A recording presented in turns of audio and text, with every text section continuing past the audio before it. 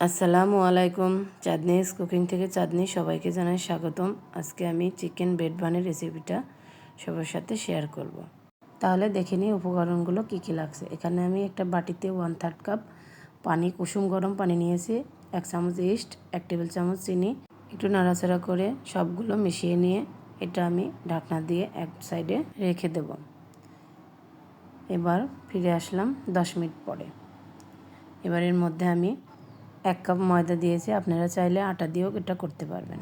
1 চা চামচ লবণ, একটা ডিমের সাদা অংশ দিয়েছি, কুসুমটা আমি রেখে দিয়েছি, পরে এটা কাজে লাগাবো। এবার এটা ভালো মতো মেখে নিতে হবে। এটা ভালো মতো মথে নেব যতক্ষণ এটা সফট না হয়। এবার এর মধ্যে তেল দিয়ে ভালো মতো আবারও মথে নেব। আমার তেল লেগেছে 2 টেবিল চামচ, আপনাদের কম বেশি লাগতে পারে। এবার এটা দেখুন আমার মাথা হয়ে গেছে। এটা আমি এবার ফোল্ড করে নেব, নিয়ে বাটিতে রেখে দেবো। এবার সামান্য একটু তেল হাতে মেখে নিয়ে এর উপরে লাগিয়ে দেবো, যাতে ডোটা শক্ত হয়ে না যায় উপর থেকে, এটা যাতে সফট নরম থাকে।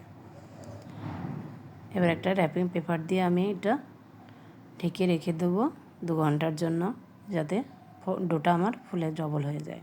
কমপক্ষে 2 ঘন্টার জন্য রেস্টে রাখতে হবে। এবার একটা ফ্রাই প্যানে আমি 1/2 কাপ পেঁয়াজ কুচি দিয়ে দিলাম। এবার এটা নাড়াচাড়া করে সফট করে নেব। এবার এর মধ্যে 1/2 চা চামচ করে 1 চা চামচ আদা বাটা, রসুন বাটা দিয়ে দিলাম। দিয়ে এটা ভালো মতো নেড়ে চেড়ে কষিয়ে নেব, যাতে কাঁচা গন্ধটা না থাকে। এবার এর মধ্যে 1 চা চামচ কাবাব মশলা, 1 চা চামচ জিরে গুঁড়া, 1 চা চামচ লাল মরিচের গুঁড়া এবং 1/2 চা চামচ লবণ দিয়ে এটা আমি ভালো মতো নেড়ে চেড়ে মিশিয়ে নেব। হালকা একটু পানি দিয়ে দেবো, যাতে এটা আমার নিচ থেকে ধরে না যায়। দিয়ে আবারও আমি এটা মশলাটা ভালো মতো কষিয়ে নেব। এবার এর মধ্যে আগে থেকে রান্না করা মাংস আমি ছোট ছোট করে পিস করে নিয়েছি, দিয়ে দিলাম 1 কাপ। দিয়ে এটা ভালো মতো নাড়াচাড়া করে মশলার সঙ্গে মিশিয়ে নেব। আমার মেশানোটা প্রায় হয়ে গেছে। এবার এর মধ্যে আমি 1 টেবিল চামচ ময়দা দিয়ে দিলাম, দিয়ে ময়দার সঙ্গে এটা ভালো মতো ভেজে নেব। আমার ভাজা হয়ে গেছে। এবার এর মধ্যে আমি 1 কাপ লিকুইড দুধ দিয়ে দিলাম, দিয়ে এটা আবারও আমি ভালো মতো নেড়েচেড়ে মিশিয়ে নেব। দেখুন আমার ঘনত্বটা কীরকম হয়েছে। ঠিক এভাবে হলে আমরা চুলা থেকে নামিয়ে নেব বা চুলাটা বন্ধ করে দেব। আমার হাতে সময় ছিল না, তাই ডোটা আমি 1 ঘন্টার জন্য রেস্টে রেখেছি। আপনারা যদি হাতে সময় থাকে 2 ঘন্টা রাখবেন। ডোটা ফুলে ডবল হয়ে গেছে। এবার এটা আমি একটু হাত দিয়ে মথে নেব, নিয়ে আমি এখান থেকে 2 ভাগ করে নেব, নিয়ে একটা রুটি বেলে নেব। এমন লম্বা করেই বেলতে হবে।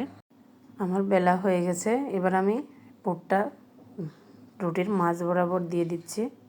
এবার একটা চাকুর সাহায্যে দুপাশের অংশটা আমি কেটে নেব। আপনারা চাইলে এটা পিৎজা কাটার দিয়েও কাটতে পারেন। আমি চাকু দিয়ে কেটে নিচ্ছি, দুপাশ থেকেই কেটে নেব।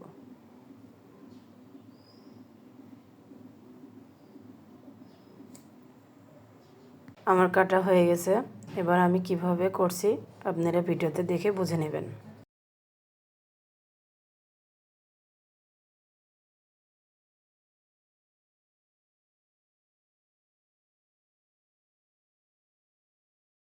আমি এটা মাছ আকৃতির শেপ দিয়েছি, আপনারা চাইলে অন্য শেপ দিতে পারেন। এবার এটাকে আমি 2 ভাগ করে কাঁটা চামচ দিয়ে একটু চ্যাপ্টা করে দিয়েছি। এবার আমি ট্রেতে এটা উঠিয়ে নিয়েছি। ট্রেতে আমি সামান্য তেল ব্রাশ করে নিয়েছি। এবার এর উপরে আমি আগে থেকে যে কুসুমটা রেখেছিলাম সেই কুসুমটা ব্রাশ করে দিলাম এবং সাদা তিল উপর থেকে ছড়িয়ে দিচ্ছি। দিয়ে এটা আমি রেখে দেবো 20 মিনিটের জন্য রেস্টে। তারপর এটা আমি 170 ডিগ্রি সেলসিয়াসে আপনার 20 মিনিট ওভেনে বেক করে নিয়েছি। এটা আমি ইলেকট্রিক ওভেনে করেছি, আপনারা চাইলে চুলাতেও করতে পারবেন। এটা একটু ছোট বড় করে নিয়ে চুলাতেও করতে পারবেন। যদি আমার রেসিপিটা ভালো লাগে তাহলে ফ্রেন্ডস ও ফ্যামিলির সঙ্গে শেয়ার করবেন, লাইক করবেন, কমেন্ট করবেন। আর যদি ইউটিউব থেকে দেখেন পাশে থাকা বেল আইকনটি বাজিয়ে দেবেন। সবাই সুস্থ থাকবেন, ভালো থাকবেন। আসসালামু আলাইকুম।